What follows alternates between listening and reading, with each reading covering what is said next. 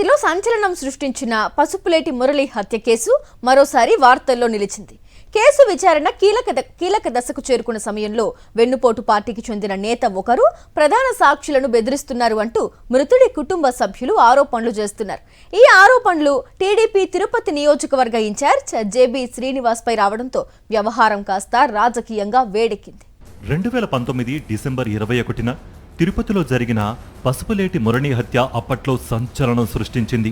కొర్లగుంటలోని SK fast food hotel సమీపంలో రాత్రి సమయంలో మురళిని దారుణంగా హత్య చేశారు.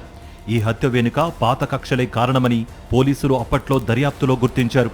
2017లో జరిగిన భార్గవ్ హత్య కేసులో పసుపులేటి మురళి ప్రధాన నిందితుడిగా ఉన్నాడు. ఈ కేసు తర్వాత ఐఎస్ మహల్ ప్రాంతం నుంచి కొర్లగుంట సుభాష్ నగర్కు నివాసం మార్చుకున్నాడు పసుపులేటి మురళి. అయితే 2019 డిసెంబర్ 21న ప్రత్యర్థులు పథకం ప్రకారం మురళిపై దాడి చేసి హత్య చేశారు. ఈ మేరకు తిరుపతి ఈస్ట్ పోలీస్ స్టేషన్లో ఎఫ్ఐఆర్ నమోదైంది. మురళి హత్య కేసులో A1గా నరసింహులు, A2గా మల్లి, మరో నిందితుడు దినేష్తో పాటు మొత్తం 18 మందిని నిందితులుగా చేర్చారు. తమిళనాడుకు చెందిన 6 సుపారీ హంతకులను రంగంలోకి దింపి మురళిని హత్య చేసినట్లు పోలీసుల దర్యాప్తులో తేలింది. ప్రస్తుతం ఈ కేసు తిరుపతి 4వ అదనపు జిల్లా కోర్టులో విచారణ దశలో ఉంది. ఇదే సమయంలో కేసులోని ప్రధాన సాక్షులను బెదిరిస్తున్నారంటూ మృతుడి భార్య సత్య ఆరోపణలు చేస్తుండడం ఇప్పుడు సంచలనం రేపుతోంది. A1 నరసింహులు, A2 మల్లిని కాపాడేందుకు టీడీపీ తిరుపతి నియోజకవర్గ ఇన్ఛార్జ్ జేబీ శ్రీనివాస్ తన అనుచరుడిగా చెప్పబడుతున్న కొర్లగుంటకు చెందిన రంగాను రంగంలోకి దింపి సాక్షులపై ఒత్తిడి తెస్తున్నారని ఆమె ఆరోపిస్తున్నారు.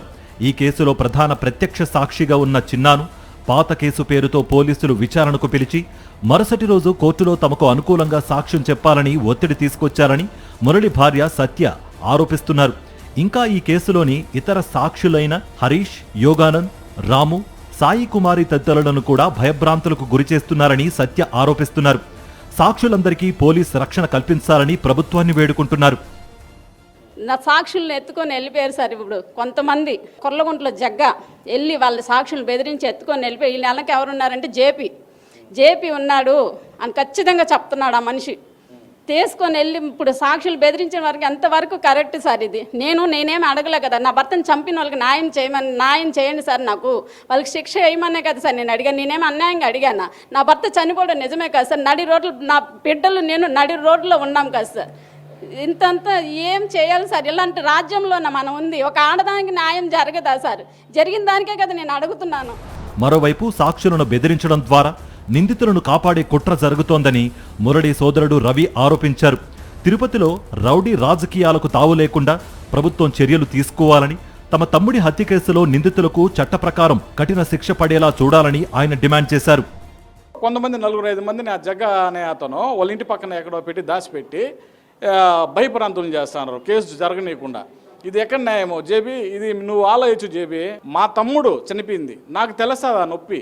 నువ్వు రాజకీయంగా నీకు ఇన్ఛార్జ్ ఇచ్చి ఉండొచ్చు, 10 మందిని కలుపుకొని పోవాలి. నువ్వు ఈ రౌడీ జీవనం చేసుకుంటూ ఇటోళ్ళని నువ్వు బెదిరిస్తూ సాక్షుల్ని కోర్టులో సాక్ష్యం చెప్పకూడదు, మిమ్మల్ని చంపేస్తాను అని చెప్పమని నువ్వే చెప్పినావు అనేసి జగ్గానే చెప్తాన్నాడు. ఇది తప్పు కదా జేబీ, ఇది ఇదంతా మంచిది కాదు. మొత్తానికి ఇప్పటికే సంచలనం సృష్టించిన పసుపులేటి మురళి హత్య కేసు విచారణ సమయంలోనే సాక్షుల భద్రతపై వస్తున్న ఆరోపణలు కొత్త వివాదానికి దారితీశాయి. ఈ ఆరోపణలు నిజమేనా? సాక్షులపై ఎలాంటి ఒత్తిళ్లు ఉన్నాయి అనే అంశాలపై పోలీసులు, కోర్టు తీసుకునే తదుపరి చర్యలపై ఇప్పుడు అందరి దృష్టి నెలకొంది. మరిన్ని అప్డేట్స్ కోసం ఛానల్ను సబ్స్క్రైబ్ చేయండి. నోటిఫికేషన్స్ కోసం బెల్ ఐకాన్ పై క్లిక్ చేయండి.